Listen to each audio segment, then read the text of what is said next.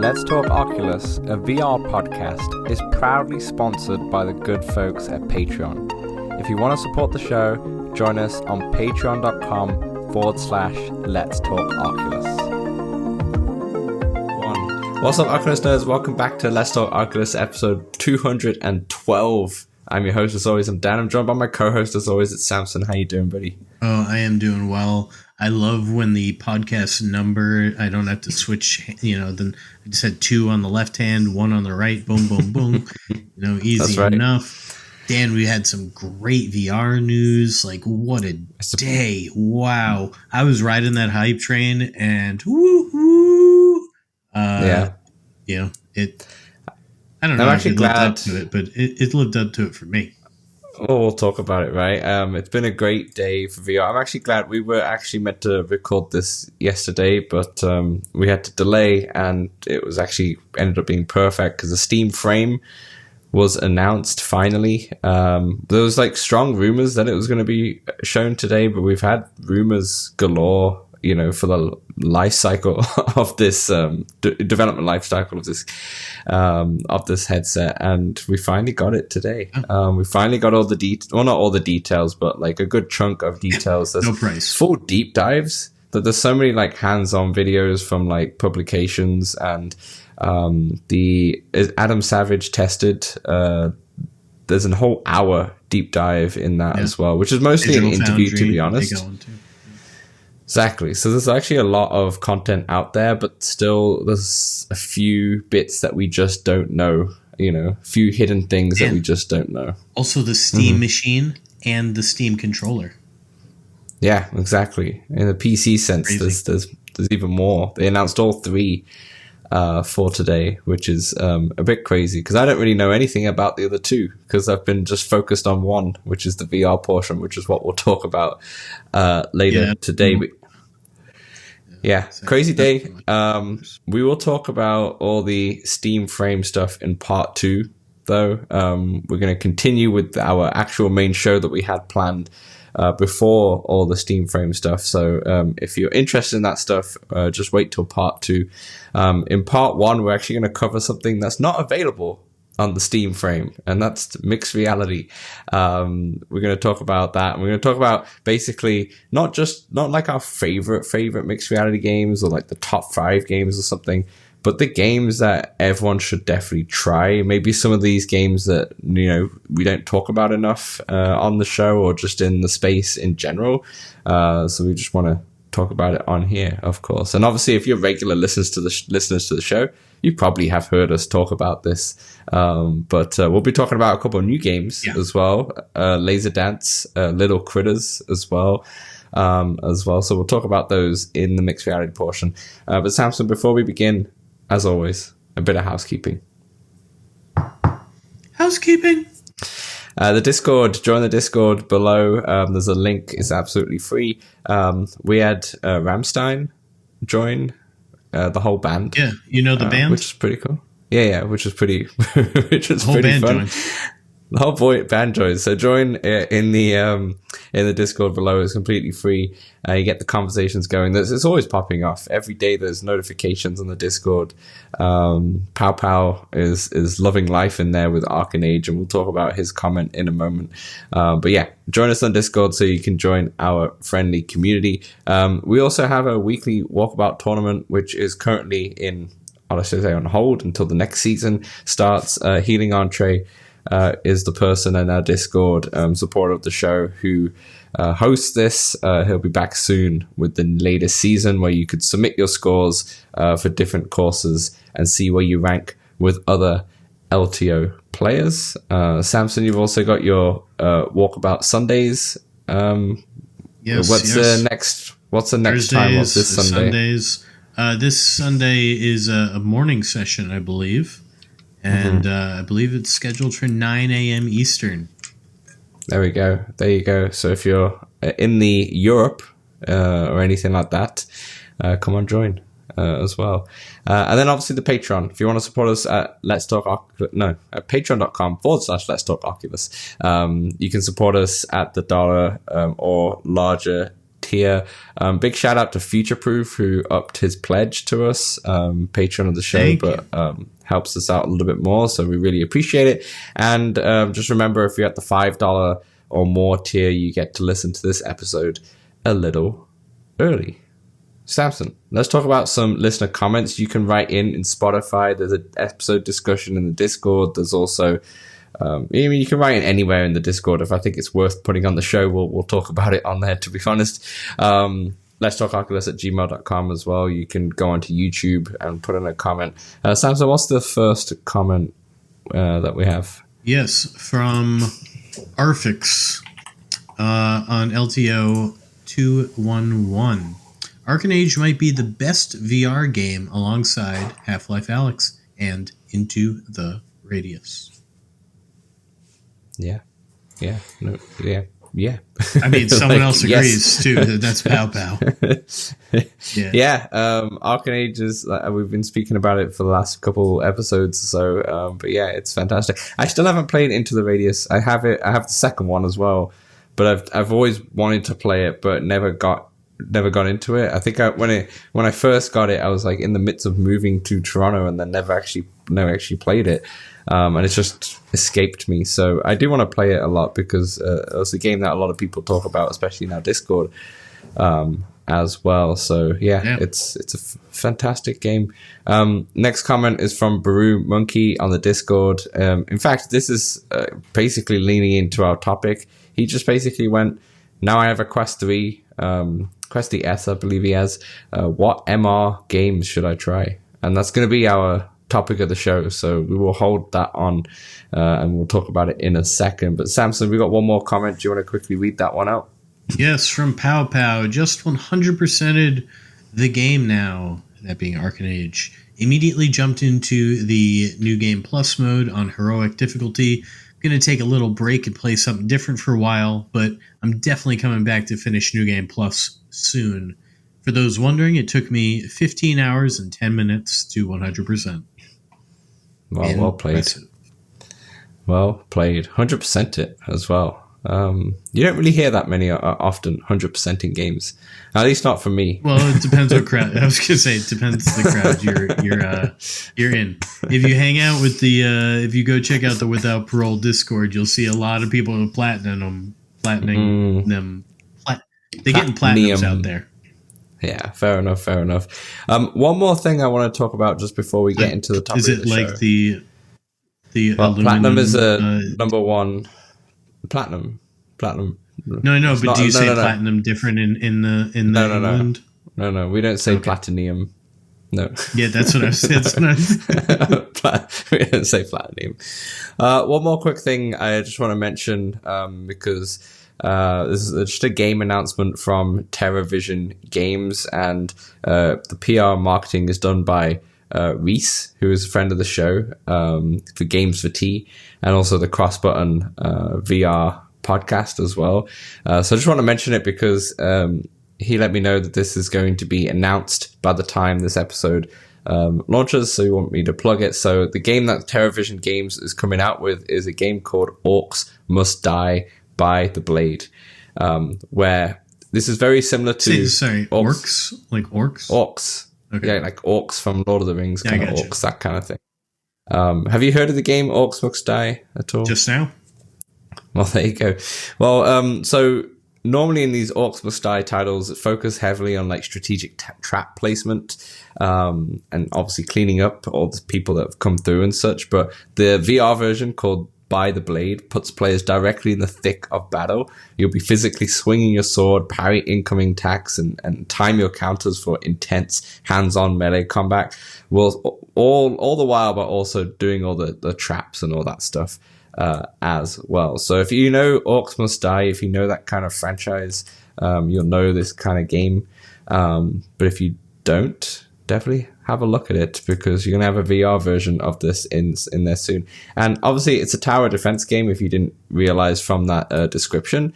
And there's been some good tower defense games in VR recently. And we'll talk about some in a second. It's a good genre. Yeah, exactly. So this is out. There's no release date, sorry. but it will be out at some point. But yeah, that's a new game announcement from Terravision Games, and best of luck for Reese doing his PR and marketing for that team. All right, Samson, let's get into topic of the show. Let's do it. Let's talk about the mixed reality games. So this is obviously inspired from Baru Monkey's chat in the Discord. Let's talk about our, let's say 5 picks or so that we really think that everyone should try. But before we get into them, Samson, I really want to talk about the biggest mixed reality game that just came out, Laser Dance. We both had an opportunity to play it. Now, I'm going to quickly speak on this because there's only so much I could have played. I set it up in my apartment. You open the door, you open the front door, and then it's just a long, it's not a hallway, but it's just like a long, lengthy apartment. And it's like a lengthy apartment, and in the middle, there's a kitchen island because there's a kitchen here, and then there's a living room behind it and such. So it's actually a really good space for laser dance if there was no kitchen island in the middle. So what I did is I set it up anyway. I put one of the buttons on one door, the other button on the far end where the balcony is basically, and I managed to get through the first level, and I think the second level no problem, where it had the first level was just vertical lasers, red lasers. The second level was horizontal lasers, and the third level was where I struggled, where it became I think it was like a mix of lasers. Sorry, don't you have to army crawl? Yeah, and that's where it gets stuck because of the kitchen island.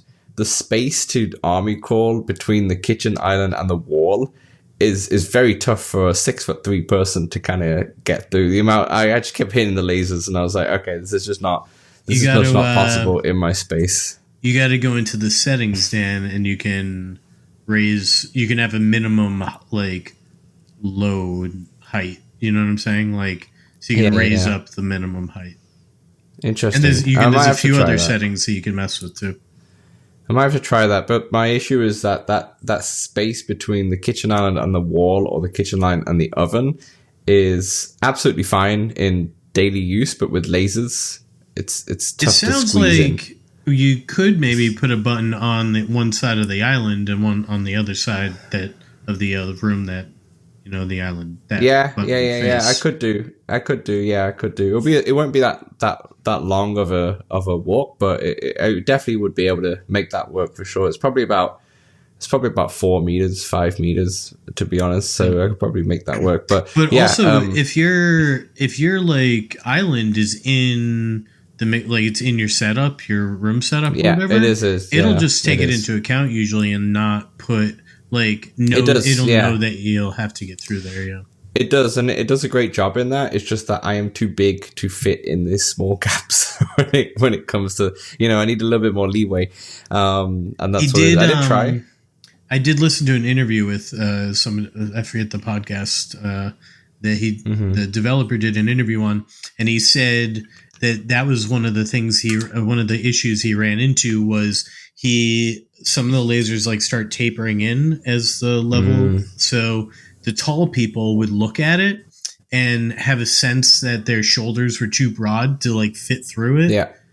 So he had to change how the lasers, however tall you are, affects how the lasers go. Oh, basically. I see. Yeah, I see. So in settings, you can also put your exact height, I think. You can. Yeah. I think you set that up actually when you first go in the game, but unfortunately I can't play it that well. I mean, if I really wanted to, I could go downstairs to the yoga room inside this apartment building. I could do it there. I could if I really wanted to, if I was brave to. But so I didn't play it too much, but just from those couple levels, it looked really fun. And then I saw Parody for Life on our Discord. She posted her son, I believe, who was doing it across their living room and such. And it looked really good, really, really fun. So, Samson, tell me about your experience with Laser Dance.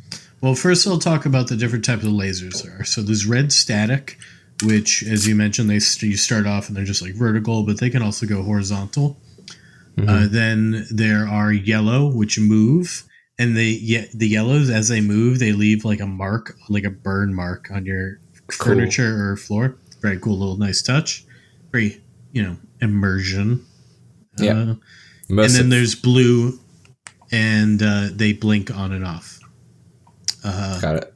And Dan, I played all the red, all the yellow, and halfway through the blue, I was like, "Ooh, I need a break in order to solve this one." And where are you now we've playing set this, up by the the way? Christmas stuff, and now I got to play in a new place. Where was I playing? I was about to say, in where are you my this? living room. I put one button right underneath the TV there, between the windows on one wall, and then one button just on the other side, like before you get into the dining room. But then I also did it where I set up the dining room and the living room as well. And I didn't do that one. I put the my girlfriend's daughter in, and eventually she did a few levels that way. And I was like, can we just make it one room? Because this is really far. Yeah, I guess you have to go quite a distance then. Yeah, and she had actually. A fun one. It leads me right into. Sorry, she had turned on the challenges. So there are also challenge modes. First one's timed. Then there's also no fail, and then there are two that I haven't quite unlocked yet. But I knew Baru Monkey has done them all, and I imagine he said they get fun basically. But he wants a way to like layer a bunch of them, which I think is a great idea and might come in the future. Who knows? And then also there will be a fourth laser type to come in the full release, but nobody really knows. Yeah, because it's still an early access. Yes. It's. What do you think of the game? Is it really fun? Is it really well polished and such? Oh, it's a blast. What I played it was. It's an absolute blast. It is a workout. Like you got to move. You're moving. You're, as I said, like, oh wow, I'm crawling, and you got to learn the patterns. Like the beginning levels, you're like, yeah, I got this. Oh yeah, easy peasy lemon squeezy. And then you get to halfway through, and you're like, oh, yeah, because that's the sound it makes when you fail. And then you go back, And then I put the 5-year-old in it, and she absolutely loved it. She was like jumping on the couch to dodge lasers and like going off. I'm like, wow, even it's a bit easier when you're that nimble. Yeah, I guess, and that small.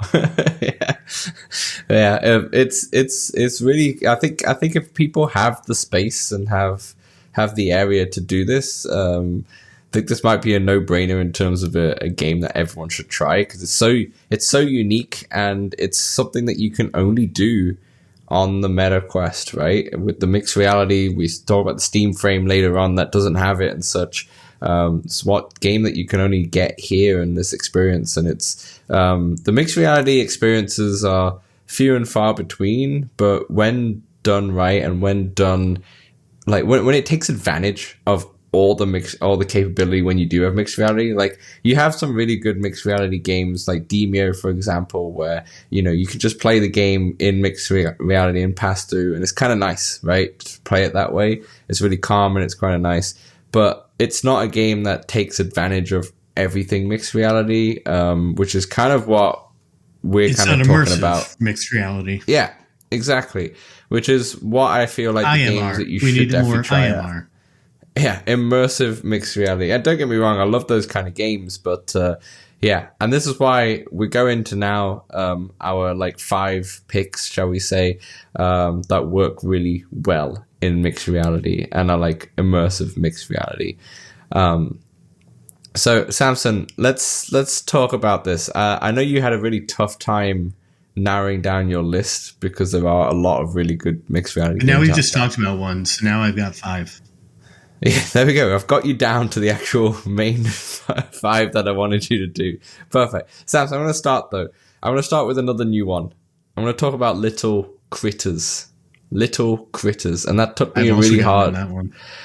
Yeah. Normally I would say it as Little Critters, but I feel like that would be lost on a lot. That'd be lost on a lot of people. Just where I'm from, we don't pronounce the T's. We just don't pronounce the T's. The double T's don't exist. Anyway, let's talk about Little Critters. So this is a perfect game for mixed reality. It's what mixed reality is all about. So it's a tower defense game that makes full use of your room. So what I did is in that kind of setup that I talked about with Laser Dance. I had my whole like pretty much apartment outside of the bedrooms and bathrooms, obviously. The whole main part of my apartment completely set up for mixed reality. So I had the whole thing. And I had an absolute blast. So tower defense, so as you would think, you'd lay down traps and all that stuff, right? But the cool part of it is that it's coming from everywhere, and it's using all your obstacles. So I have my kitchen laid out, and my island laid out, and my TV stand laid out. So you can lay down the traps on those items, and also the little critters, so the little monsters and such that are there, they use everything. They climb up on the top of the ceilings. They jump on top of your couch and then jump to... It's so much fun seeing that just happen, and seeing the chaos that happens as you get further and further into the levels. Can we talk a little bit about the things you can use for defense? Because I think I unlocked 4, maybe 5. There was... there's like a fist that punches out that you can like put on your wall, and then when a critter gets in front of it, it punched like one, box. And then and it punched it across my room into the other wall where the critter smashed and then slid down and died. Yeah, that was great. So much good. And, good. The bananas. I'm not sure you got bananas, but I did get the bananas. When there's portals like on your ceiling. And then the critters come down, and I put bananas right underneath that. And so it just slipped onto the banana, and it was on my couch. And then it slipped off my couch onto the floor and died. And this is the kind of immersive mixed reality we look for. Right. Those were great. And then there was a cannon thing that you could put them into bubbles. So they're actually split into 4 different categories. I didn't write down the categories, to be honest, but there's like traps, there's like scientific gizmos, which is the cannon, for example. So the cannon can shoot like a bubble, and then they get sucked into a bubble and they like float in the air. It slows them down a bit, Yeah, exactly. I think another one part of that is the pie. Did you get the pie? Yep. So it's like a catapult. Catapult. Yeah, so you get a catapult, and the pie. The pie is really funny because some of the critters are like really big, and when the pie hits them, the pie is stuck to their face and they don't know where they're going. They're like, instead of going towards the target, they're like going in random directions and sometimes fall over and such. It's so well done. What other ones did I use? I also got like a red balloon that was like a bomb. Yes, I was about to say that. There's like an explosive bomb which can be used once. Well, you can create as many as you want, but as soon as it pop, they pop. But I used to put them all the way around the target. So essentially, you have this a vortex kind of target thing that you put in the middle of your room, and that's the target that all the critters are going towards. That's your tower. In the tower defense, shall we say. And then you also have a 3D printer that you put on your wall. So you put on your wall, and then that 3D printer comes out of your wall, and that's what you use to print out all your gadgets that you can use. And you can use the gadgets in battle as well. So as the battle's happening, if you need to print some more cannons and such, you can do that whilst things are happening. I never had thought to do that. Yeah, you can do that. You don't have to do that probably in the first world, shall I say, or first realm, I think it's called. But honestly, once you get to that second realm, it gets real. Already getting tough. It gets real. You also see all the paths before you start the game or start the round. You see the portals and you see all the paths that they are going to take. And sometimes they're crisscross. They're all over the place. They're all around your wall. The bigger space you have, the more fun I think it could be. Maybe it's a bit easier as well, the bigger path. But you also have flying enemies as well. And flying enemies holding other enemies. Yeah. Exactly. And I really like the little tiny ones. They crack me up. Yeah.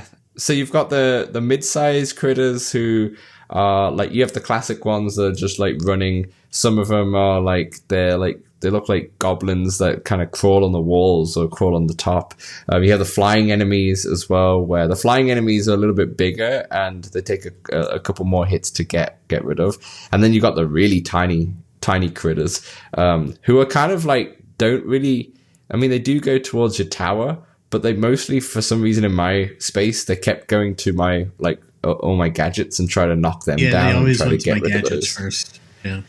Yeah. So you've got that, and then you've also got the there's like the big like grunts, shall I say, in terms of they move a little bit slower, but they take a little bit more. And like I said, you can throw the pie at them, and then they get confused and fall over and such. And there's probably more, but I haven't gotten that far into it. And then the weapons. Yeah. So you start off with. So you actually interact. It's not just a tower defense game where you just watch and you get to see what happens and such. You interact and try and defeat these enemies as well. So you get a slingshot on your left or right wrist, which is really easy to use. And it's really fun to use. And I think the original slingshot has it's like a golf ball or something like that. Yeah, or like a little, something like that. like a ping pong ball or something is what you're using. But then you can upgrade, you can kind of upgrade or unlock new ones. And I unlocked the tomato, and the tomato is hilarious. Once again, if you use that against the big grunt, he goes completely red as well. It's just a game, Samson, that just works so well. Like, it's really well polished. It's just a tower defense game, and it's just a really fun game to play, and it makes use of the mixed reality really well. Definitely put it in a mixed reality space that has a lot of items like a couch, TV stand, those kind of things, because it's fun to see them jumping on there and interacting with them and so on and so forth. It's chaos. There's traps all over my house, but it's just lighthearted fun in the end of the day, and it's like a perfect example of here's a fun mixed reality game that's so unique to mixed reality. Because this one is hand tracking too, right? Or no? I don't know, actually. I did try it. I was only controller. There's also another thing to mention. On the 3D printer, there's a blender, which you have to use. Well, not a blender, but like kind of acts like a blender. But you have to, sometimes when the enemies die, there's these like green balls that you have to put inside the blender, and then it uses that to power. It's like currency in a way, so you can then... energy, exactly, so that you can get more stuff. But what I realized is that you can actually grab hold of the critters, and you can grab 2 of them at a time and put them in to the blender, and then they just go completely round and get swallowed up in there as well. You're sick. Did you not try that? The amount of times where sometimes it's easy just to grab. Can you crush them? I didn't try and crush them, to be fair. Maybe you probably. I wouldn't be surprised if you could. If you couldn't, if you could, because in this game they've thought about so many. You've slingshotting a lot. Yeah, I'm just slingshotting constantly. Yeah, no, I the amount of times, especially when it got more chaotic in that second realm, is that I would just pick them up and throw them in. The only thing is that when you do go into like the second realm and such, it's not like a realm where like your room kind of changes. Maybe some of the elements go different or whatever. It's just more like there's different characters. That's why I notice. It'd be cool if like you go into a different realm and I don't know, maybe your tower is a different aesthetic or something like that, just to show you that you're in a different realm. That'd be fun. But aside from that, really, I don't really have any notes. I think this game it's just a solid, fun mixed reality tower defense game, which is, you know, we talked about Banners and Bastions, how that's been a really good tower defense game, but that's more like it's in like a little hub and you can sit down, you can relax, and it's like a classic tower defense game in some sense, right? Where this is just like chaos mixed reality to the max immersive mixed reality. You gotta be moving and such. So it's a different type of tower defense game, and you could definitely have both for sure. So that's my first pick. Obviously, we spoke about it for a bit longer than normal just because it's a new game. Yeah, it's worth it. It's really fun. So that's Little Critters. Really fun for kids as well if you have kids as well. Samson, what is your first pick? Yes, these aren't really in any order, to be honest. I wanted to focus on games that I definitely enjoyed, like the mixed reality in the past, but aren't my go-to, like Synth Riders, Trombone Champ, Miracle Pool, etc. And so I'm going to start with a not really immersive mixed reality game, but it is a mixed reality game, and that is Yuki, which came out July 22nd, 2021, is $20.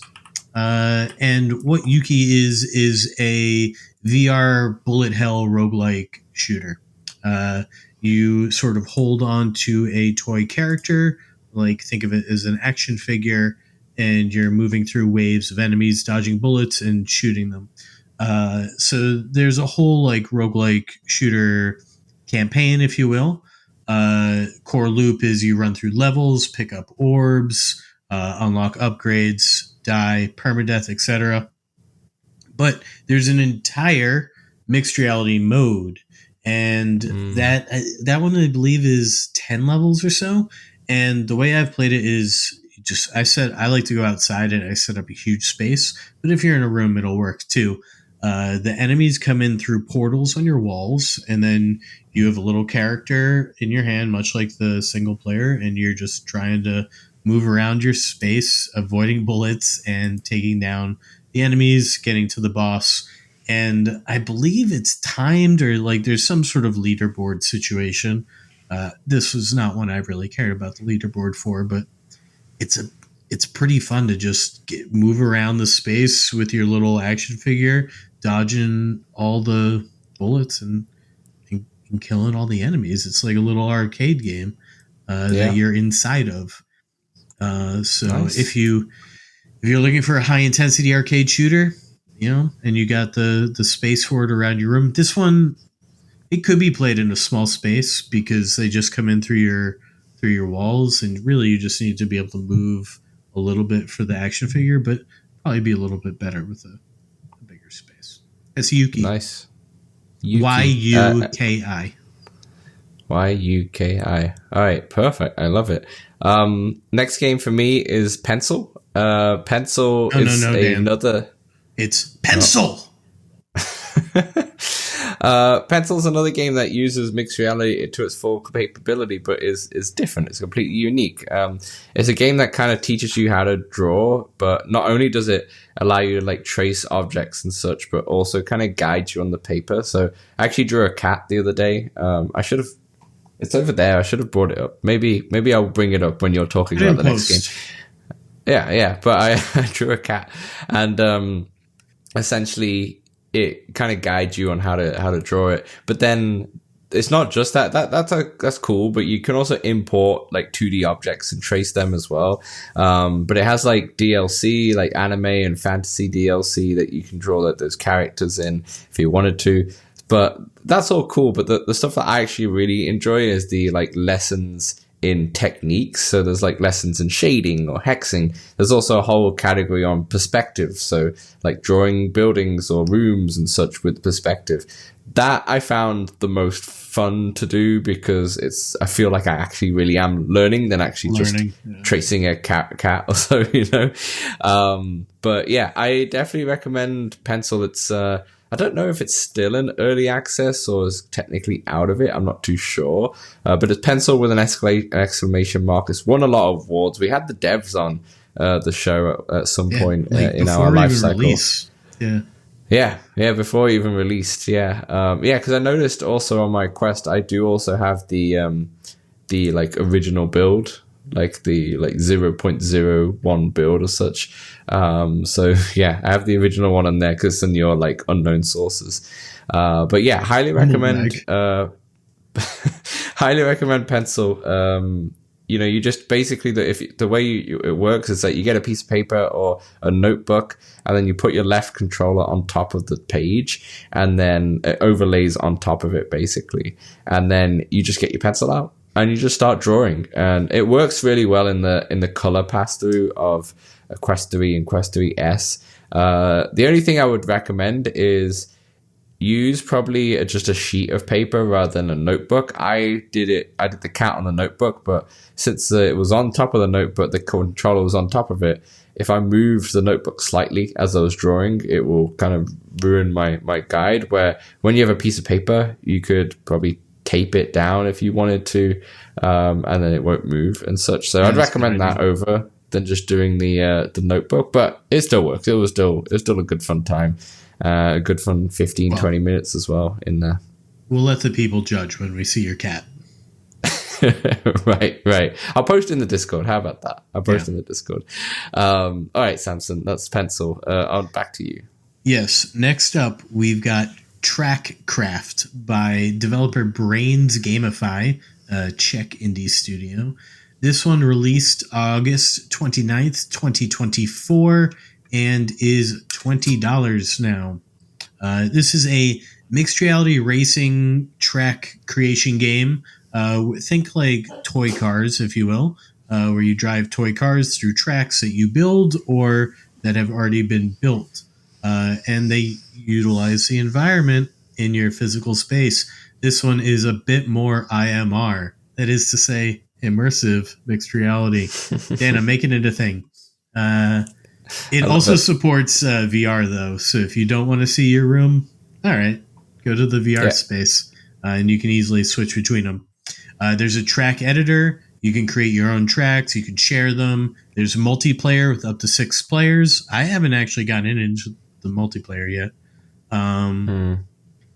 It's you can scale the tracks. So, like, if you want to play just sitting on your seat, you can scale them small so you can see the whole thing in front of you. But if you have like an enormous amount of space, you can make them absolutely bonkers big. Humongous. Yeah. Humongous. It's fun. And so yeah, it's Trackcraft, $20. It just know what you're getting into. It's there's no campaign really. It's a pretty simple arcade little racer game. Is this this is not like Scare Electrics, right, in VR, or would you say it was? What is that? Do you know what Scare Electrics is? Where you have like the track and then you press the button and the cars go round? No. That's like the Super RC game, I believe. But I haven't that's actually that one. played that one. Yeah. This one's you just basically create a random course or random track and such, and you get to drive around it. There are there's no campaign, but there are like levels to do that are already in the game. Yeah. Okay. Yeah. I missed that. I thought it was something that you just craft, but yeah. Okay. I got it. That's Trackcraft. Very good. I think a couple of people in the Discord actually really like this game as well. It came out around the time of that roller coaster one too, which is also pretty fun. Yeah. Okay, next one I'm going to go to. I think there's a lot of good sports games that work really well in mixed reality. Miracle Pool and 11 Table Tennis is really good. But I did want to shout one out because I think this actually works the best, and it's Racket Club. I think Racket Club's the best one, and the reason being is the whole premise of the game.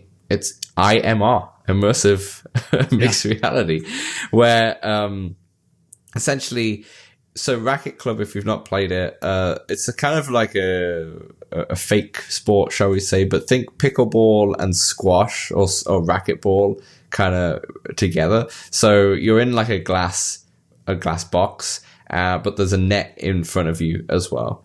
A glass box, and then there's a net in front of you, and obviously you're playing against another player. But the cool thing about it is because you're in a glass box, is that the ball can bounce along the walls and such, right?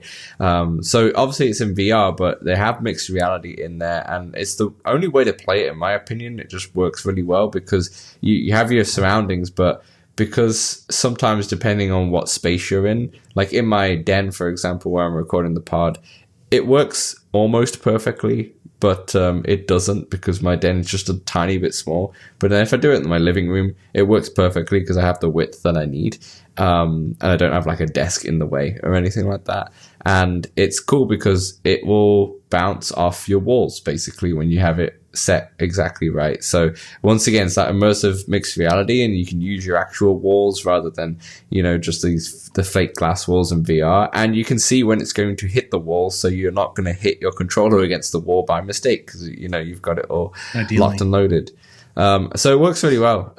It's the balls bouncing on the walls, which is the magic part, the IMR part. But yeah, there's a lot of good sports games in VR which just work better in mixed reality because of the presence around. But Racket Club, I think, is definitely number one in terms of the IMR. So I just wanted to shout Racket Club. Back to you. We've got a multiplayer one, Dan, here in Spatial Ops. Developed by Resolution Games, came out November 14th, 2024, nearly exactly a year ago. Priced at $20, $19.99. This is a mixed reality / VR shooter where you transform your environment into sort of like a battlefield, if you will. Think like if you've ever been to like a laser tag arena, kind of like that. It's co-located, so that means you're all in the same space, and it's up to 8 players using pass-through. I played this when Noble Squashy did a LAN party. Very fun. Like some of those kids were very nimble, and they were running on the floor, sliding, picking up guns like you would in Call of Duty. Yeah. And old man me is like let me hide behind some shit. All right. Yeah, you just get the sniper from the back and just snipe people if you can. Exactly. So yeah, your real world room becomes your arena. It is best multiplayer, but there is also a single player campaign, Dan. And what happens is sort of one of your walls will open up into sort of more VR-esque world, and sort of a wave shooter type of deal. Like you have to kill a certain number of enemies. Yeah, exactly. Yeah. And that's if you're looking for that, it's a great option. I'd say this is best as, like I say, a multiplayer game. But if you're that desperate for a single player mixed reality shooter, you could get this too. Yeah, I think this is a great suggestion. It's another really unique game, and it's a game that everyone's played laser tag at some point, I'm pretty sure, as a kid, and it's this is a perfect one if you have more than one quest at home to play this for sure. If your home's good enough for it. I think in mine there's only like 3 hiding spots. There's not much going on, but I guess it builds out for outside or a gym.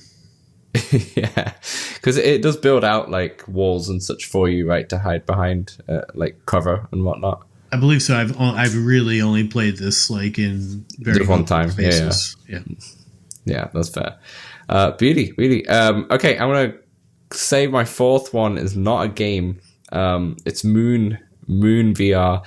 So people talk about Skybox VR a lot, which is the app that you can watch movies in. Obviously, the stuff that you have local or streamed from your PC or computer or so into here.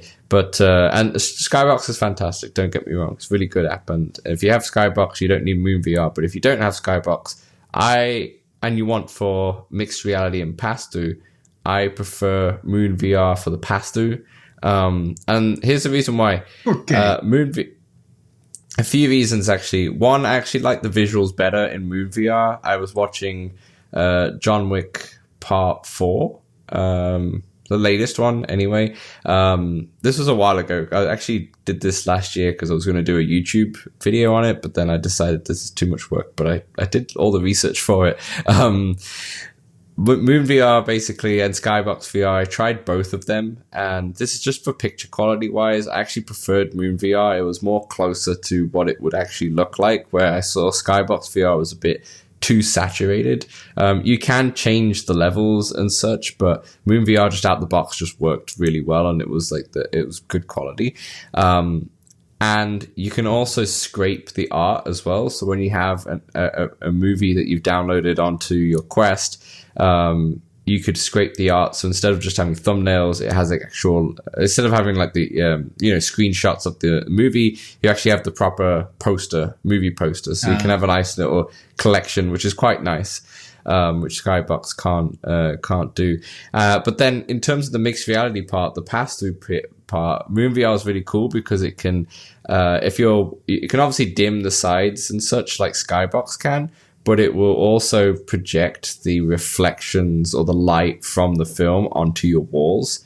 And It does look really, really good. And like, once again, IMR, Immersive mixed reality, right? It's not just pass through, it adds a lot more to it. And that's why if you're looking for just pass through watching content, which I actually prefer most of the time when I have watched content is in pass through, just because I live with my partner and such. And also if I were living on my own, to be honest, just in case someone came in and robbed me, I can see around actually thinking about it.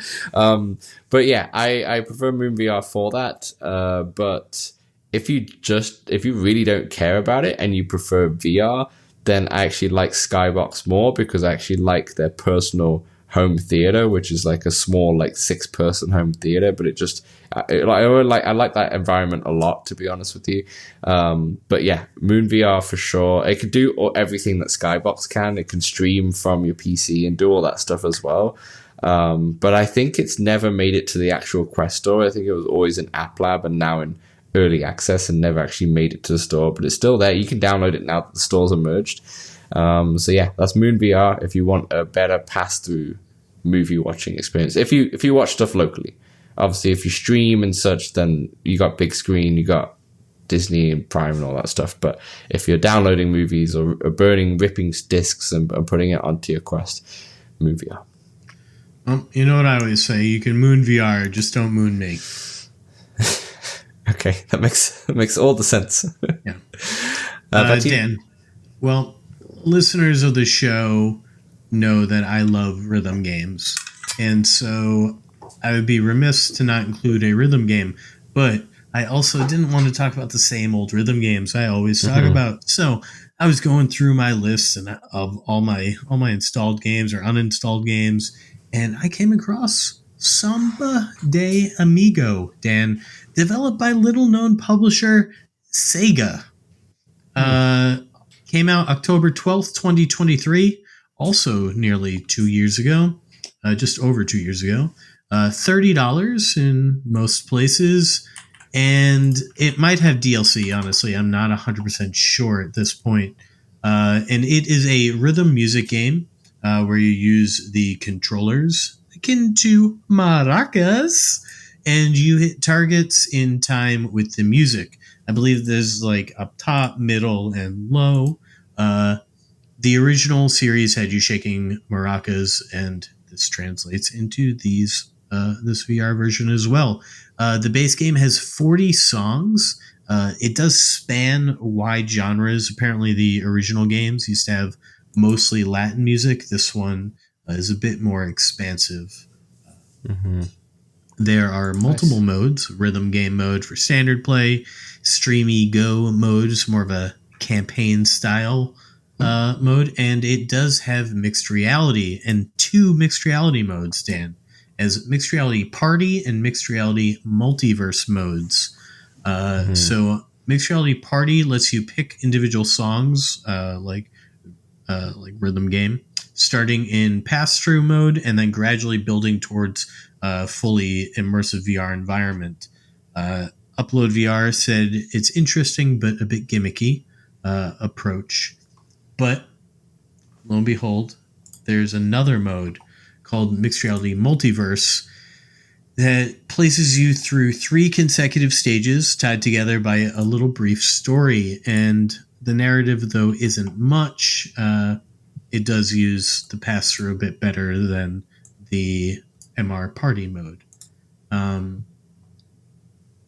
So there you go. If you're looking for a rhythm game, there are many you can try in mixed reality, but don't let this one slip you by, because it is pretty fun. It's got mixed reality, it's got virtual reality, it's got multiplayer, though I have heard apparently in in the Reddits or whatever, it's not easy to link up with your friends. But it says it's world party mode, Dan, with up to 20 player lobbies, which is kind of crazy. Yeah, that is 20 players. Yeah. Damn. So, yeah, if you're looking for a VR rhythm game that is easy to pick up, has vibrant presentation, uses MR and VR, this is a pretty good pick, just like the others that I will quickly name: Synth Riders, Trombone Champ, Smash Drums. Speaking of Smash Drums, which I forgot to play in time for this podcast, so I must apologize to the developer here, is they have a free update coming out by the time you listen to this for campaign mode. Yeah, exactly. So you have campaign mode, which is coming in, and also Smash Drums is very similar to Samba. What was it? Samba de Amigo. Yeah, Samba de Amigo, where once again it's like immersive mixed reality, where you can do the mixed reality, but it kind of affects your room rather than it's just like a portal and such. Like, you know, the walls can crack and all that stuff and reveal some of the virtual reality behind it. Have you done the paint mode? I haven't done that one in a while, but I've not done the paint mode. Where there's sort of like paint on your drumsticks, and so like if you flail them around, you just get paint everywhere. Oh, they go on there. Oh no, I've not tried that. Yeah, it's been a while since I hopped in. I should have hopped in, but I actually totally forgot for this episode. But I'll drop in next time. Samson, my last pick is actually a pick that I haven't actually played too much of, but it's a game that's really critically acclaimed, and I'm not sure if not many people talk about it as much anymore, and it's Starship Home. When this came out, it was a bit of a buzz, but it kind of died down a little bit, and this game is very similar to like a Little Critters in terms of it utilizes your whole room, and essentially you build... Well, you don't build, but you set up your spaceship at the start, and your spaceship is your room where you place things all around your room, including like windows and such, so you can see into the planets or space through your windows in your room, which is a really cool thing. It's like when you play First Encounters. Right? Yeah, your room's basically a spaceship. But then the whole idea of the game is you go to different planets and you collect different plants, like alien plants, and you have to learn how to take care of them. But it's pretty fun because you have like things on your wall. So I remember there's been like a whole like kind of vacuum chamber that you have to open, and it comes out of your wall, and you put the plants into it, and you have to lock it in as well. And that's from like those plants come from the outside planets and such. And then you have different items all around your home to take care of the plants. It's just well integrated mixed reality once again. But yeah, that's pretty much the game. You just go to different planets, you discover different alien plants, and you can build your collection and kind of you have to keep them alive, essentially. But the fun part about it is when you do see your whole room turn into like a spaceship, where it's always fun in mixed reality where they do the actual mixed reality where there's a window in your room and you can see into the virtual world, you know, from your own room, and it really gives you that illusion, the immersiveness again, in mixed reality. So it's really cool for that. But it's a game that I do need to jump back in. I remember playing it when it first came out, and enjoying it a little bit, but not playing it too much. So I do want to put an asterisk on that pick, but I did want to let everybody know because it did get touted as one of the best mixed reality games you can get on Quest for a while, but it seems to no one talk about it anymore, to be honest.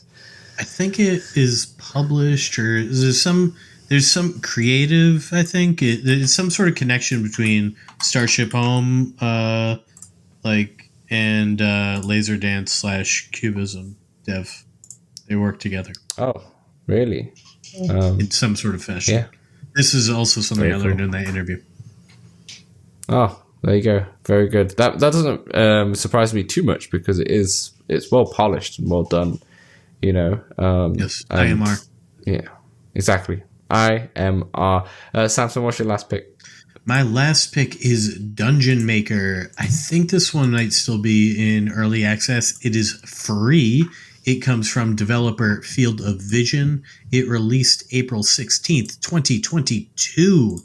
And it is a mixed reality sandbox creation game where you generate or build dungeons. These dungeons have traps with enemies or quests within your physical room, and then you explore them. I remember setting up one that was very, very similar to like Indiana Jones. You have to go steal the gem type of deal and then get back. This. So you got to go capture something and come back. And you can, I remember axes swaying and all your typical dungeon traps, if you will. It's a trap. So yeah, if you're into this one, is definitely more sandboxy because obviously they can't. Oh, you can auto generate the dungeons also. Like after you've set up your space, you can just do like auto, and you can say like maybe what kinds of traps you want and all that. So I remember doing that mostly as opposed to setting up my own. But if you want to spend the time to set up a nice elaborate dungeon in your place and then like have your significant other or friend come do it, that'd be kind of cool. But it is more of a creative sandbox type of game, and it is free, so not much of a hurdle to getting it. I think you have to pay for different there are some types DLCs. Of dungeons, DLCs and such, which are they're mostly cosmetic type of stuff. Yeah, which are $5 or so a pop, or you can buy the whole thing for $8 or something like that, or something less than that. But very good pick. Well, there you go. There's all of our mixed reality picks. Hopefully most of those you may have not heard of.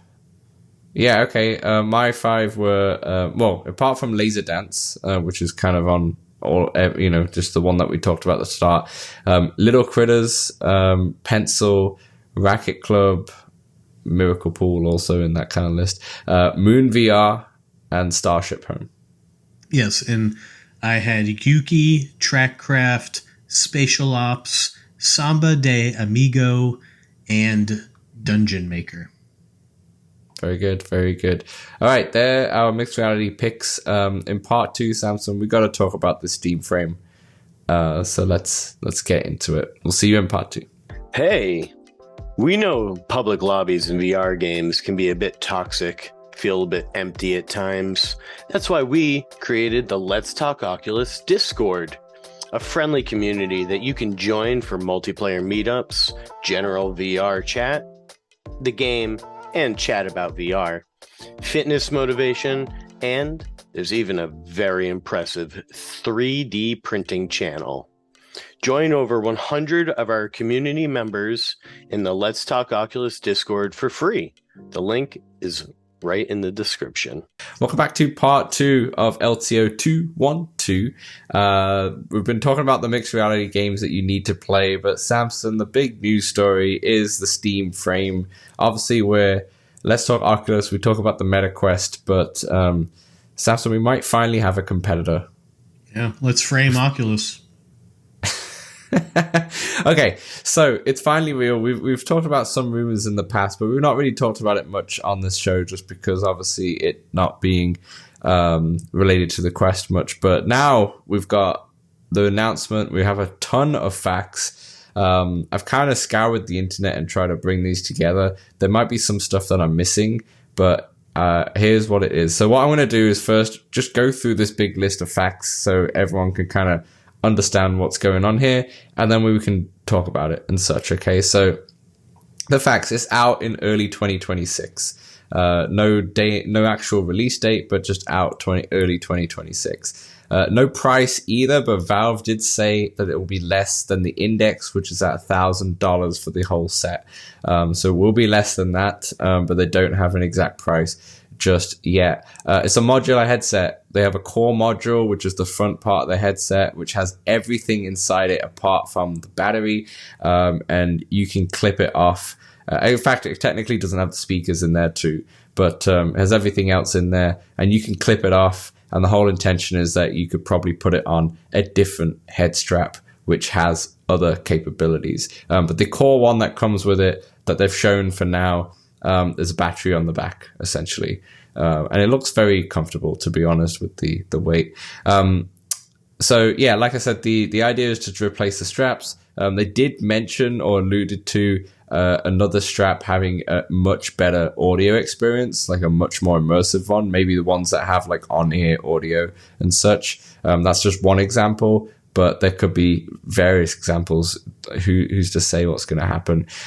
Snapdragon 8 Snapdragon 8 Gen 3 chip. It's 25% better GPU than the Quest 3. 16 gigabytes of RAM. It's double the Quest 3 as well. Inside out tracking. So no Valve Index where it has the base stations. Yeah. It's a streaming first headset. That's what they say. It's streaming first. It comes with a PC dongle in the box, so you can plug it into your PC and stream VR or flat screen games directly to it. The controllers have the classic gyro, as you expect, and capacitive touch on every single button. So not just like on the trigger or so. Every button has got touch on there, which you can use probably for interaction. The D-pad on the left controller, the face buttons on the right. It has right and left bumpers. So essentially, the controllers are a normal gamepad controller in a way, just split into two. So it looks like a Quest controller just with extra buttons so you can play your flat screen games. There's an expansion port at the front of the headset which allows you or allows modders or allows third parties or allows Steam to add additional functionality. You can add more cameras to this, so you can add depth sensors to this. You can add color pass-through because it doesn't have color pass-through to this and such. So yeah, it is, alluding to this next point, it is black and white. There's no color pass through. It's not built for mixed reality. Technically you can do it according to them, but it's not built for it at all. But the expansion port could technically add more stuff to it. There's an SD card slot, so you can expand the storage. You can take it out the deck and put it directly into the frame if you have like a Steam Deck and a Steam frame and such. It runs VR OS, which is similar to the Steam Deck, but just for the VR. There's no games announced. They are working on a standalone Half-Life Alyx, but that's it. They're not developing any new VR games. Imagine we'll get like a demo when it releases, right? It's built for your existing Steam library. Some PC VR games will run standalone. So, for example, Ghost Town, that was been used in some of the demos, that was the PC VR build, and it was running standalone on the headset, even though it was a PC VR build. Unsure if that's going to be the same for all of the other games. Yeah, honestly. Here's another one. It works in pitch black darkness. So you can have all the lights off and it will still work. It'll still track. You don't have to there's no low light issues because of what they've done with the cameras and such. It's got IR. Yeah. The controllers also have like 18 sensors rather than like 8 or 5 that the Quest has. I can't remember how much the Quest has. LCD displays, pancake lenses, incredibly similar to the Quest 3. Hardly any difference. It's slightly actually... They have like a slight 2% or something like that pixel increase, but it looks like it's going to be hardly any different. If you have a Quest 3, you know what it's going to look like in terms of sharpness and such. Refresh rate 72 to 144, just like Quest 3 as well. No color pass-through, as I mentioned. Actually, I think Quest 3 goes up to 120. Yeah. 120. But also, I think the 144 might just be for flat screen games. I think it goes up to 120 for VR and experimental as well. And then final big thing is eye tracking, which is going to be used for foveated rendering, as we all probably know, where wherever you look, it will render that part of the scene, so it can make that part where you're looking the most optimized compared to the rest of the screen. But also foveated streaming, so when you're streaming it from a PC, once again, wherever you're looking, that's what it's going to stream over with the biggest bandwidth. The similar thing to foveated rendering, but streaming. I don't think we've ever seen that before. That's cool. Brand new as well. That's all the facts. There might be some more facts, but that's all the facts that I could pick out. Samson, there's a lot to unpack here. Maybe let's just talk about first your just general thoughts on the announcement. What are your thoughts? You always been the one interested in the Steam Frame to buy on day one and such. What are your thoughts when you've finally seen it? Oh, everything looks very cool. Wireless PC VR, pretty much. Eye tracking. Eye tracking is the future, as we've mentioned before. Agreed.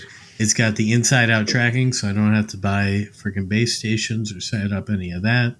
And I think one of the coolest things is that it's like PC VR and independent VR. Like you can stream games from your PC or play them on there. and you can stream flat games or play them on there. So it's like 4 different types of ways to play all your games. And I think it was in the tested interview where they mentioned that they wanted you to put it on, and whether or not you want to play a flat game or a VR game or anything, you use those same controllers, and you don't have to like think twice about, do I have to go grab my gamepad? Do I need this, etc. So obviously there's price, but it doesn't seem like it's anything outside of what we expected. In fact, I think I expected $1,200, so it seems like it'll be about that or under it. Me too. Yeah, there might have been some omissions, right? Like, for example, cool. No color pass through. That might have been a big omission from it. There might be a couple other things. Just to lower the price. To me. Oh, yeah, I'm thinking. I see. Camera wise, yeah. Because PlayStation made the same decision. So. Yeah, like there's no depth sensor, but you don't need it if you're not interested in mixed reality, so it's not a big deal either. So there's no hand tracking either in this, by the way. It's controller only. It's a gaming once machine. Again, hand tracking might be a thing with the expansion port that they have as an accessory if you want it, but that's not a thing that's confirmed. It's not something that's there. It's just a potential if needed. But yeah, Samson, when I saw this, I got really excited. Then I started reading more into it and realizing that it's definitely not something that I would buy on day of release. So I was never intending either, to be honest. But I'll tell you what really excites me from reading all of this stuff. Actually seeing this in the wild. Like we've talked to, like, sadly it's Bradley before, and he's obviously had some leaks, a lot of leaks actually with it and such. And we talked about stuff like of it being modular for like the last couple of years and such. And it used to be the big thing where you could finally have like, maybe you have a 2 or 3 different like configurations where you have one which is perfect for fitness, one which is perfect for travel, so you can like lay down against not lay down, but like have your head against like an airplane seat or something and watch a movie and such. And then you have another one that's like really just good for gaming. Maybe the back of the head strap isn't just a battery, it's also an additional like GPU core or something that could run VR in like a more higher standard, so you could spend more, like you can just kind of like you buy the base set that you made up for that episode. It is, right? Yeah, and it's like it's here. It's like this is it, right? With the modular headset, it's really exciting.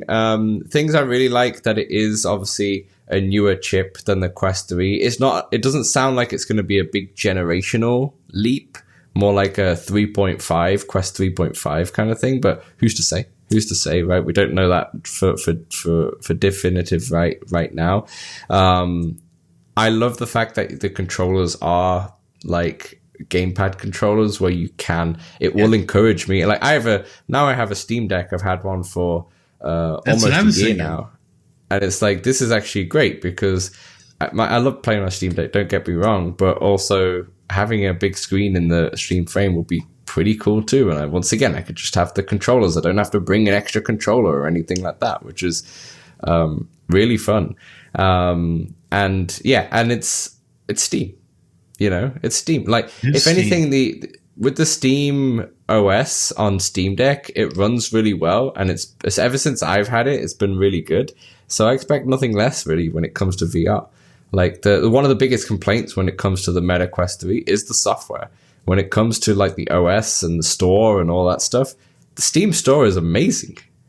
Think about all the sales that you can have as well. The games are going to be cheaper on Steam because of the amount of sales that they have across the year. Like overall, like when I bought the Steam Deck, getting finally into that Steam ecosystem properly, I finally realized how amazing that store is and how like detrimental it is to your backlog and your wallet. Yeah, exactly. Right. But it's an amazing store. It's fantastic. It's really easy to navigate. It's really easy to wish list. And there's so much stuff on there. and all of this is going to be unlocked on a VR headset, which you can use in multiple ways. I think this is excellent. The only disappointment for me is the color pass through. I really enjoy playing, even if it was in flat screen, having the color pass through, maybe dimmed down a little bit and such. It would be quite nice. Apart from the black and white from Quest 2 feels like I don't want to go back to that. you know, you play it on PSVR 2 when it goes into pass through for that slight moment, you're like, what's going on? It's all in black and white. So one thing I actually was the most disappointed about is the color pass through. I wish, even if it wasn't amazing, but just had some color to it, it actually just adds a lot to it. But Samson, I'm actually quite excited to it. I think it'll be something that maybe I will get at some point, but I wanted to see it develop and see. You'll wait for the Steam Frame OLED. Yeah. Or just I'd wait until see where like more of the modules come out, like some more of the different types of head straps that you could buy out and such. Like I'll let this cook, and maybe like this time next year, after a good 6, 7, 8 months of it being in the wild, you might start to see a little bit more, or a year or two. But yeah, it makes me excited. It's I think it looks really good. Was there anything that surprised you at all from this announcement? Anything that surprised me? It happened. Yeah, you know what? That's totally fair. That's totally fair. I think the only thing that surprised me was the lack of color pass-through, as I mentioned, but also I don't know why this surprised me, because if you're a Steam person, you know this straight away, but that there's an SD card slot and expansion port as well. There was an expansion port on the Valve Index, and I don't think it was used that much at all. But I can see it being used a lot more, because in the end of the day, right, if you look at the Steam charts in terms of like which headsets are used the most in Steam, it's always the Quest 3 and Quest 3S and Quest 2. It's always like by like country mile, right? And now they're coming with their own one to try and just replace that. And everybody who has a PC VR setup should go for this headset over getting the Quest, to be honest, because they have a PC VR. There's things to balance, but yeah. I was about to say, for people like me who don't have a PC VR, a little bit of a harder sell. Because I already have a Quest 3, and there's there's only so much one. You do have the Steam Deck, so you are already in their ecosystem. I'm dipped in. I have a library. It's not that big, but it's growing. it's growing, all right. I do have a library. In the end of the day, it's a PC, right? It's going to be a Linux-based PC, or it's not. Is it going to be Linux? I guess it will be in Linux, right? That's what the Steam Deck's like. So you'll be able to do whatever you want. No. I think it's ARM, right? It's ARM based. Yeah, it's ARM based. But you get to do whatever you want to it as well. Like if you need to sideload anything, if you need to like tinker with it, the PC style. Like I'm one who would maybe dabble in that, but not actually go all the way. But a lot of people would, and it's like a perfect headset for those kind of people. As well, so it's very exciting. Obviously, Samson, you'll get it next year, and we could talk about it on the show when you do have it. And then you'll get to try it at PAX. Yeah, exactly. Is there anything on the list that worried you when you saw that? When you saw the announcement that anything that we were like? I'm on such a high. I don't know. I'm sure like. As we keep learning things, but right now nothing sort of stands out where I'm like, not that they haven't released a game they were gonna pack in it, like not pack in, but like go, okay, here's another Half-Life or Team Fortress or Portal. I feel like that's the I think there's plenty of VR games out there, so I'm not at like I don't really feel like there's a loss of games, right? Like I don't know. Meta's the only one first party I feel like supporting games, right? Like Sony hasn't made a VR first party game in quite some time, and Valve said they'd give us 3 and then brought us the 1. Go third party, go indie devs, right? That's what I'm here for, and that's what I love. I mean, I do still like appreciate the big name things that get other people. Dan, I got to tell you, the Steam Frame stuff and all this news, like I'm getting VR discussions in my non-VR, non-gaming Discords. Yeah. And that's kind of cool. That is really cool. Yeah, I posted it in my Works gaming channel, and a lot of people don't care about VR in that, but I don't know if they still care about VR, but they got really interested because it's Steam. They're all PC gamers, to be honest, and it's Steam. So Samson, obviously you're going to get it, but why do you want to buy it? What are the things that stand out to you that you're like, yeah, I want to buy this? Dan, I'm a new tech nerd. Yeah, that's it. Sometimes that's what it all becomes. It's just it just looks really slick.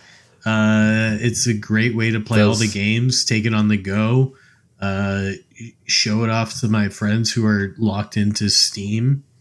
Yeah, just another option. And it's an eye tracking, Dan. You think now we're gonna start getting games developed with eye tracking, and then finally when they're ported to PlayStation VR, that'll just be there. Yeah, probably. It might be detrimental for the Meta's mixed reality though, of like those kind of games. We just spoke about in part 1, like there'll be maybe less incentive, maybe not less incentive, but maybe less as immersive mixed reality games that are on all systems. Maybe just like some pass through and stuff in Quest. I don't know. Who's to say? It might have a ripple effect that Meta's the only headset that does mixed reality. That might be a factor. I do feel like there's more of a limit as far as like, as much as I love a mixed reality game here and there, like I do want fully immersive games as well. Yeah, I agree. I agree.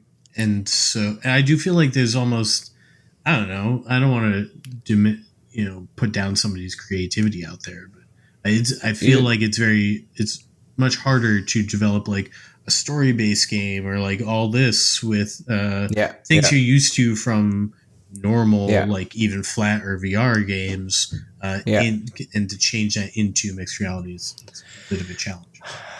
I agree. I think this is a very serious, focused gaming headset for flat and VR. In the end of the day, it's kind of cut out all of the gimmicks. Also, I forgot to mention it tracks that big Steam controller too. That's like fully trackable in.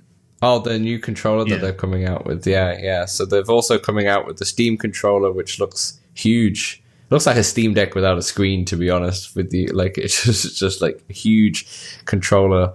It looks like it. It might be small. And then they're also coming out with their own console as well. Steam Machine. Which is the Steam Cube. Machine. Yeah, the game. It looks like it's just a cube. It's just a black cube, which you can change the front plate of it. But I've not really seen any details about that yet. I think a bunch of details is out there. I just haven't read it because I've been so focused on the VR aspect of it.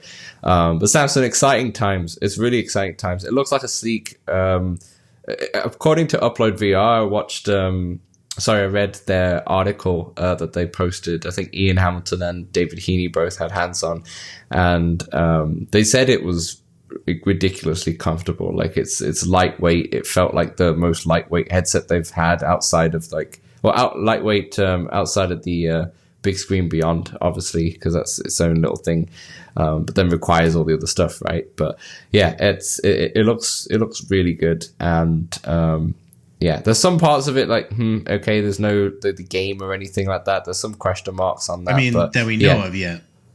That we know of, yeah, exactly. They could be hiding stuff. There's a bunch of stuff they haven't said yet. The rumors still are that Half-Life 3 or HLX or whatever is coming.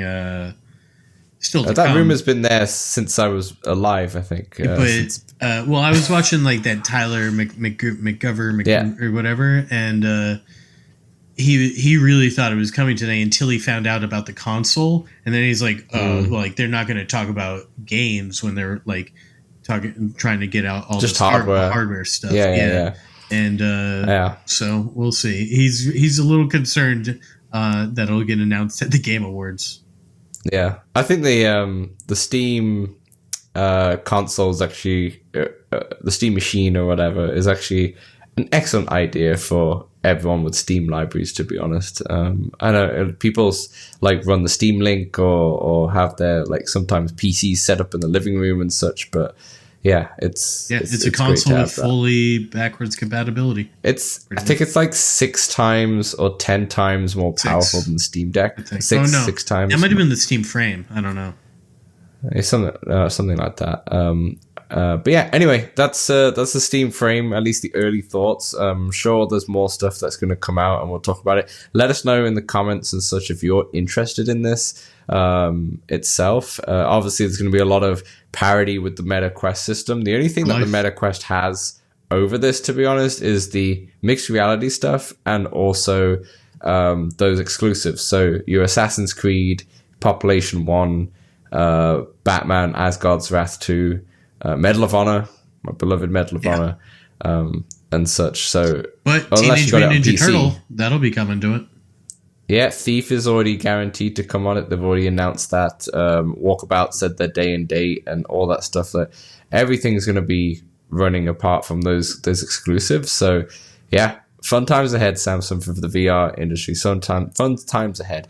All right, that will do for part 2. In part 3, we're going to just quickly talk about some games we've been playing and the games out this week before we wrap this long show up. So we will see you in part 3. Let's Talk Oculus is available on all good podcast platforms and some rubbish ones as well. If you want to see the video version, it's available on YouTube and Spotify.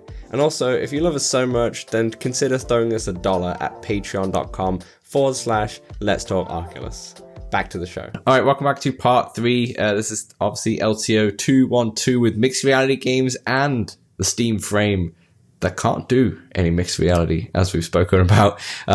Samson, let's quickly go over what we've been playing, but we'll talk about more of these maybe next week. I'll quickly go into one. Rager. I played Rager, which is a rhythm game, which is, let's say, it's like a fighting Beat Saber, where instead of, you're just having blocks, you have enemies coming at you and you have to swipe to the left, swipe to the right, bash them or so in the kind of the movements that it shows you, or the arrows. And it also have boss fights as well, which is really cool.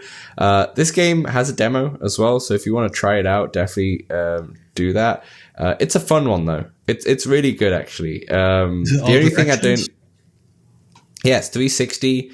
You build a sweat really easily. You have a few different weapons as well. You start off with a sword, and then you move on to the axe, which they all do different things. So the sword, you do the swipes. If you have an axe, you're like either bashing them with your axe, or I think you're bashing with an axe and you're doing something else, but I forgot. I have read a mind blank. And then you also have the claws as well, which is like using your fists essentially, and you're like punching him and such in there as well. So you build a sweat quite easily. So you definitely need some space. There's no mixed reality as far as I tell, but I didn't go digging, to be honest. And then obviously, like I said, you got boss fights as well, which just build up more and more of the sweat because there's lots more things going on and enemies as well and such. So Rage is really cool. The only reason why I didn't love it as much is because I actually didn't really enjoy the music. It's like an electronic aggressive soundtrack, and I couldn't really put a genre to it, so I actually googled it, and it says it's dark synth, metal step, industrial bass, war drums, and glitchy rock are like I don't know any of those genres, but I think that paints a good picture of what kind of music it is. And the thing that I love about the obviously rhythm games is some of the music tracks, but this does fit the aesthetic because you do have these like hordes of enemies coming at you, so it does fit the aesthetic itself. But I think if it had some tracks that I really enjoy, it doesn't have to be like licensed tracks, like some stuff in synthwriters and smash drums and pistol whip, for example. I like those tracks, even though I've never heard of some of those tracks before. They kind of keep me in or make me want to replay the game and such. So that's the only thing. But it is a good game. If you want like a rhythm game that's a little bit different in terms of like you're fighting people, it's like a more of a unique take on it, but still has some that familiarities from like other games. I'd definitely check out Rager. So that's Rager. How about you, Samson? You tell me what you've been playing this week. Yes. I got into Lumines Arise on the PlayStation VR 2. Heard great things. Yeah, it's I'm not good at this game. I am much better at Tetris.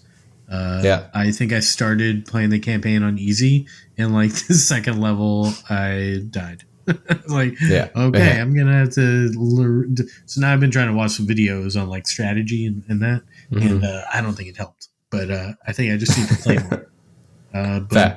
Yeah, beautiful environments. Looks so good in that headset. And I can play on my Portal if I want to. So yeah. Lumines Arise. Very, very cool. The only other game that I have played, which we talked about the mixed reality stuff. I played them all to get in preparation for this podcast. But we just do a quick mention on the Forefront beta that just went live. I got into. We can talk about it in depth more next week when we have more time because we've had a big show here. But Samson, I suck at this game. I don't know how people are good at this game. They probably play it a lot. But what do you mean by suck? Like just really bad KD or what? I can bad KD. Like bad KD. Are you capturing points though? Because that's like half the battle. Yeah. I am capturing points, to be fair. I am doing that. I tend to realize that I started off with the assault class, but I do prefer the recon with the sniper and the medic. The recon sometimes is when I'm like not doing well at all. I just sit back and try and snipe people. So sometimes you have like, you know where the main point is, for example, you have like a bunch of people that just around there, and I'm like, okay, I can try and snipe you from afar. But honestly, I'm not good at that either. So well, Dan, let me tell you, because I've been playing a lot. I've been focusing on the medic and the engineer, because when you start leveling these roles up, you unlock attachments to your guns and ultimately better guns. Like for my medic, I can use the second gun now. And I've got like a laser sight or something on another gun. And so as you play more, it might get easier, so to say, to get these kills. But yeah, I've been having a pretty dang good time. And honestly, I was a bit hesitant to get in. I was like, this game is not giving me the same vibe as Breachers. Like it felt all those frame drops in the alpha, and it runs pretty dang well. I do get frame drops here and there. I do get some stuttering, but it is night and day from when I played the alpha. Yeah. And it is night and day. They've done a really good job.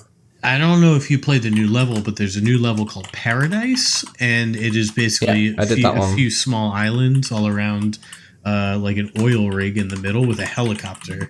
And so it is a big old level, and I'm having a blast, Dan. I'm having a blast just running around.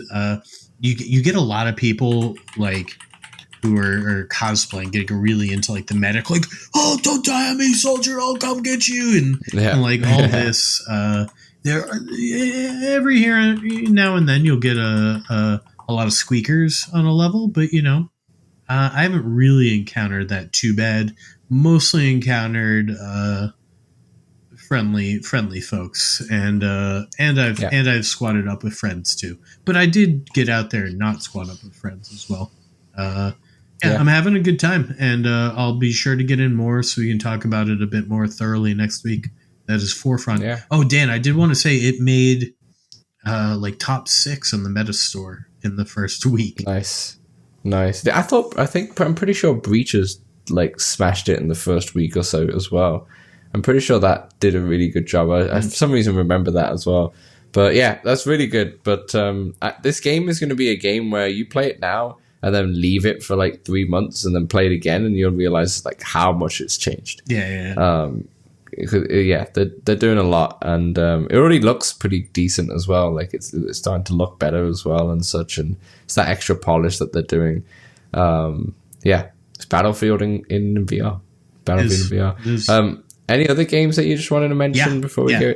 Yeah, go for it. Very briefly, got into Walkabout on Sunday. It was me, Kim, Baru Monkey, and Yankee Dude, I believe that's his name, Yankee something. And it was Kim's first time with Baru, and she was learning all the shots. But yeah, we played Closest Putt. It was also Kim's first time playing Closest Putt. It was a blast. She had fun. I had fun. We all had fun. It's nice. Walkabout Closest Putt. Recommended if you haven't tried it. And then I got into Rush Apex Edition, which is sort of like a remake or a revision of Rush. Right? This one's on PlayStation VR, but the original Rush is on, I think, Meta and Steam VR as well.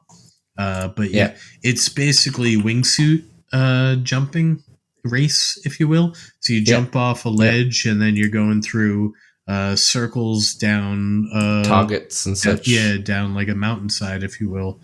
Very up to 12 people. I was playing with some of the game cats over there at the Without Parole, and we filled the lobby. 12 people. It was very fun. It's addictive, and each race is only just like a couple minutes. So even when you crash and then you go to base camp, you're just like, just one more.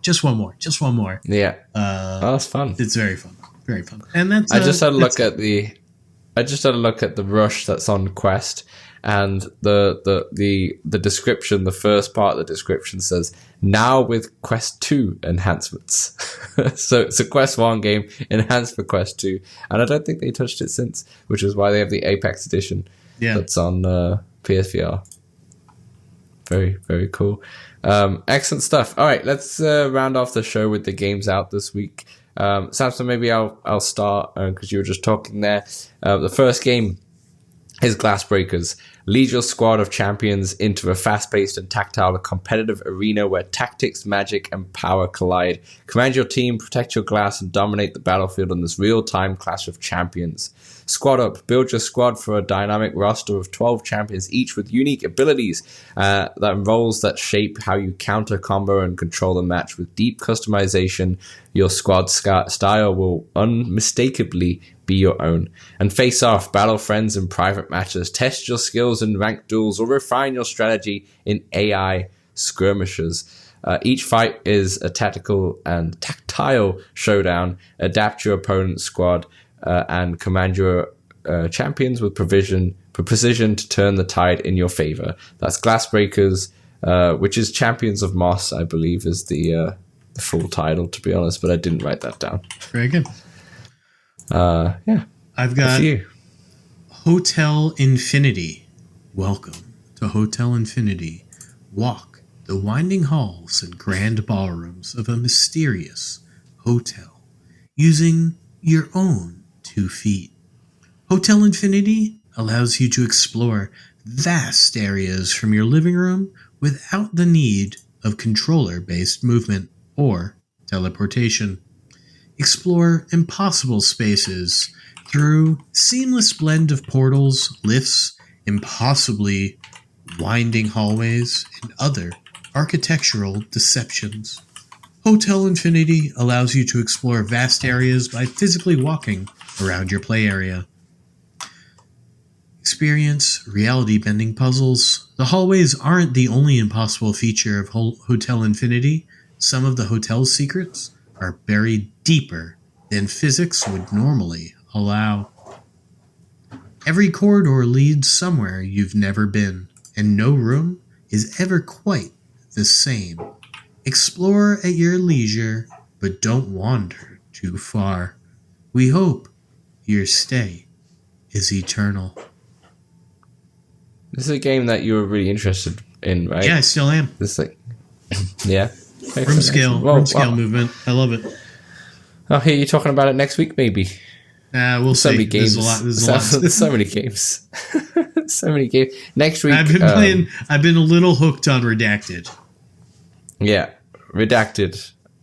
But next week is the big week, right? Deadpool, Demio. Dude, we haven't heard anything about Deadpool. It is essentially a Deadpool.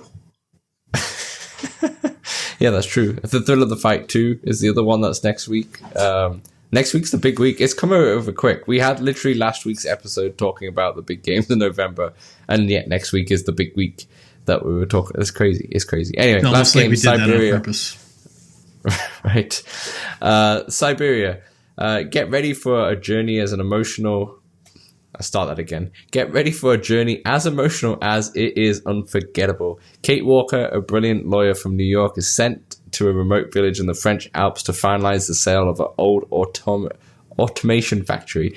But what begins as a routine assignment soon turns into an extraordinary journey across Eastern Europe and its snow-covered landscapes. Accompanied by Oscar, a loyal, one-of-a-kind automation, interesting. Kate sets out to explore mysterious and forgotten places filled with eccentric characters, and she follows the trail of Hans Vollberg, a genius inventor pursuing a seamlessly impossible dream, finding the last living mammoths on a mystical island of Siberia.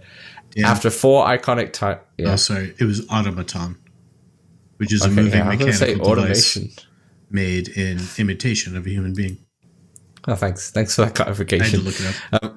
After 4 iconic titles on PC and consoles, Siberia enters VR for the first time. Embody Kate Walker as you journey the forgotten areas of Europe in search of a brilliant inventor and step directly into the surreal, poetic world of Benoit Sokal like never before. It sounds wicked, to be honest, but Samson, there's too many games. A lot of games. There's too many games to play. That's our show. That's our big show for everyone. Yeah. Thanks for everyone for listening. Thanks for everyone watching. And remember to comment on the show. Let us know about those mixed reality games. Let us know if you're interested in Steam Frame or if you're picking out any of those games that are coming out this week. And next week's a big day. You know, Deadpool, Demio, Thrill of the Fight 2. We'd probably play one of them out of the 3, to be honest. But we'll talk about that one redacted one as much as we can. All right. I'm Dan. He's been Samson. We'll catch you all next week.